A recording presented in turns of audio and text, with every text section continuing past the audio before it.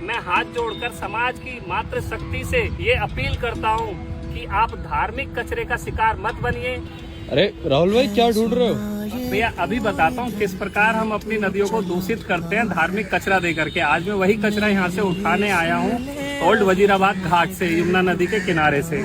आप देख सकते हैं ये कचरा मैं आपको बड़े प्यार से और पास ले जाकर के भाई एक एक करके दिखाता हूँ किस प्रकार धर्म और आस्था के नाम पर हम अपने प्रकृति और पर्यावरण को दूषित करते हैं और एक ढोंग उपासना पद्धति के नाम पर दिखावे में निकल करके हम पूजा पद्धति का तो कोई उसमें महत्व रह नहीं जाता, केवल एक आस्था के नाम पर हम गलत नीतियों का, गलत व्यवहार का और गलत सिद्धांतों का चयन करके चलते हैं। तो भाई ये देखो ये टोकरी है जो माँ यमुना को नहीं चाहिए।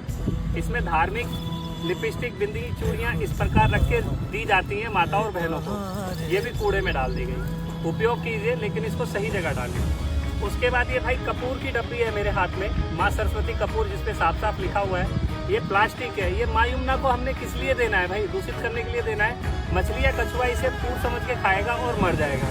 मैं आपको 1 बाय 1 इतने सारे आइटम दिखाऊंगा भाई। ये प्लास्टिक के हमारे भगवान है, शिव परिवार है। प्लास्टिक का है माँ यमुना नदी में, आपको इसको नियम अनुसार विसर्जन नहीं करना चाहिए। ऑर्गेनिक गोबर और मिट्टी से बनी हुई मूर्तियाँ जो प्राकृतिक रंगों से भरी हुई हो उनका विसर्जन यमुना नदी में किया जाता है, ना कि इस प्रकार प्लास्टिक के पेपर कार्ड वाली मूर्तियों का।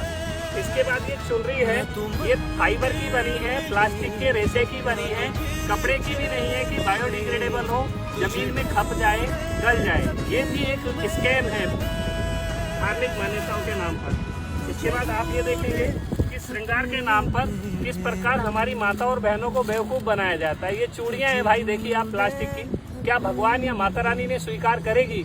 इससे बेहतर ये होता कि हम 1 दर्जन अच्छी क्वालिटी की चूड़ियां खरीद करके अपने आस पड़ोस में रहने वाली किसी माता या कन्या को देते, उसके उपयोग में आती और ये कचरा भी यमुना के किनारे नहीं पहुंचता। इसी प्रकार आप कुछ भी ले लीजिए, ये सिंदूर है, कागज का डब्बा बना करके इसके अंदर डाल दिया है भाई। ये देखिए पेपर में किस प्रकार एक गुलाब पैक किया हुआ है और उसमें सिंदूर भी नहीं है। यानी कहने का मतलब ये है आस्था के नाम पर एक व्यक्ति के साथ सरासर धोखा है। इसी प्रकार सिंदूर की आप अच्छी क्वालिटी की डब्बी किसी माता या बहन को देते, प्राकृतिक रूप से बना हुआ होता तो वह उपयोग में आता, ना कि ये इस प्रकार इतना बड़ा कचरा बनता।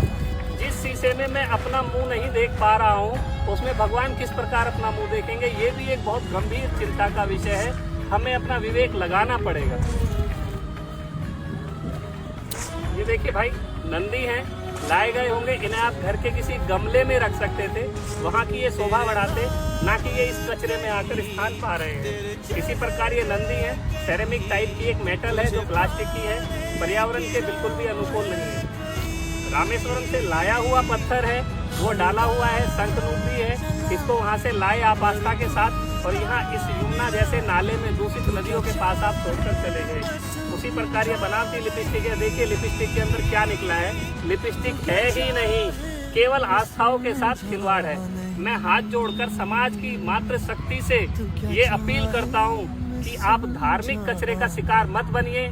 ये जो एक व्यापार तंत्र आपको इस प्रकार असंख्य धार्मिक कचरे में फेंक रहा है, आप जेन्युइन वस्तुएं खरीदिए, ओरिजिनल वस्तुएं खरीदिए, उसको अर्पण कीजिए, जरूरतमंद को दीजिए, वह भगवान आपका स्वीकार करेगा, ना कि ये प्लास्टिक रूपी कचरा जो यहाँ यमुना किनारे आकर के एक ढेर में पड़ा है, जिसे एमसीडी की गाड़ी साल 6 महीने में आएगी, ले जाएगी और किसी डंपिंग जोन पर ले जाकर के पटक देगी। अपनी आस्थाओं का सम्मान कीजिए, अपने आराध्यों का सम्मान कीजिए, अपनी उपासना पद्धति में जो विसंगतियाँ, गलतियाँ, दूषित त्रुटियाँ आ गई हैं उन्हें समय के अनुसार दूर कीजिए और सही तरीके से अपने आराध्यों का पूजन उपासना आपको करनी है, ना कि कचरा दे करके करनी है।